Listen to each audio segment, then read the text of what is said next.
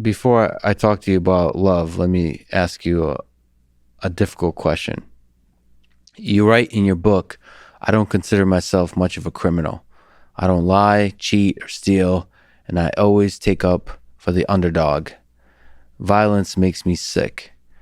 Yet I know I'm an outlaw, and those that break the law must be punished. I think many people listening to this, or some people listening to this, will see you as a criminal, as a bad man who increased the amount of suffering in this world. What do you have to say to them? I would like to tell them that they have been indoctrinated by the spin of news and politicians, and they don't know the truth of the situation. You lay the truth out there in an envelope and let me open it, besides something else that is false, and it's staggering. The truth is that I was a tobacco farmer, and tobacco kills 500,000 people a year in America, and 6 million have debilitating diseases because of it. Drugs, all drugs combined, kill between 10 and 15,000 people a year by overdose, and 60% of those are pharmaceutical. Now then, when I was a tobacco farmer, come sit on the front pew, Mr. Reaves. Come on up here. You're a gentleman. You just joined the Masonic Lodge and you joined our church, and you just come on and sit down with the good people.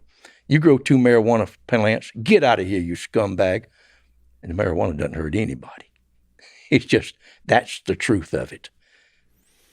And so, in your career, you walked amidst violence, but you never participated in the violence. I didn't even see it. Just didn't happen around me. In prison, it did. I sewed people up. They called me doc. I had dental floss, and one time I had to get a blade and try to help keep them from my patient from getting again. But I was just like, if I shot at those people, I shot at them to keep them from killing me. I certainly didn't mean to kill them. So that's just, some people are evil and they will kill you and hurt you and lie to you. I just don't do any of that. It just makes you sick. I've seen it. When I was in the SHU, 3 guys tried to kill a guy, and they stabbed him so many times, but their stab went blinking, and the blood getting out of the room. And I said, "You're going to kill him. You're going to kill him." And saved his life. Drug him up there where the guards could see him. There's stuff like that. I'm just not of that nature of those people. They're just evil. There's people born evil, I believe.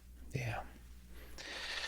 It is heartbreaking to hear that the basic humanity is gone in prison in the United States. That's heartbreaking, because that basic humanity is actually the light at the end of the tunnel. It's the thing that saves us, as opposed to when it's absent, it's the thing that destroys us. The prisons are filled, absolutely filled with people that have some mental problems.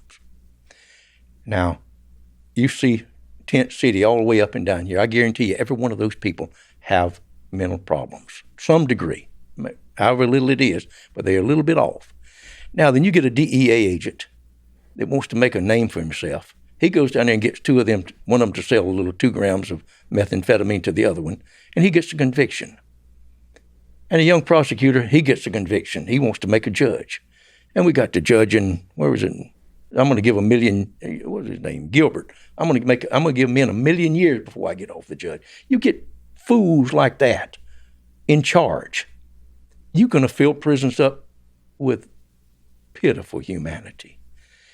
And those are the ones. And then the other is people over drugs. And drugs should be a health issue. You cannot police it enough. It's just, they know, like, the only thing that overdoses is opioids, the heroin. And if they can give it to them, it costs about $1 a day to give the worst addict his fix. But they'll give it methadone, which is from a pharmaceutical company, which is just as bad. Why in the world? We tried it all over the world, in Portugal and England. And when they give the girls clean up, no more stolen cars. Why? Who wants to keep this farce going?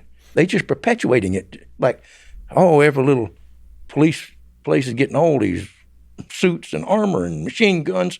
It's just like, it's such a spin. It's sad. Do you think all drugs should be legalized? I don't know about that, but they certainly should be controlled. If a person is an addict, he should be able to go down and get his fix with somebody there to help him with a clean needle and a glass of orange juice. It's so much cheaper than prison. It's so much cheaper than him stealing cars or a prostitute having to go to work. That's sad.